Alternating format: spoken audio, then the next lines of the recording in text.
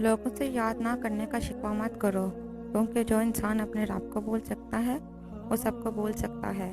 حکمت مومن کی کوئی ہوئی چیز ہے۔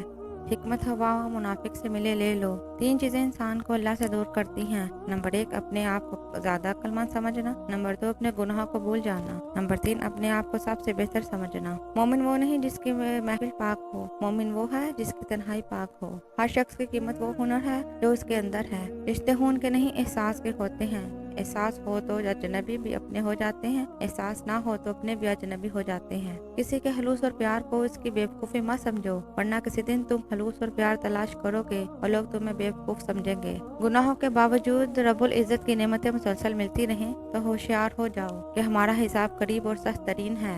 تنہائی میں گناہ سے بچو، کیونکہ اس کا گواہ اللہ تعالیٰ خود ہے۔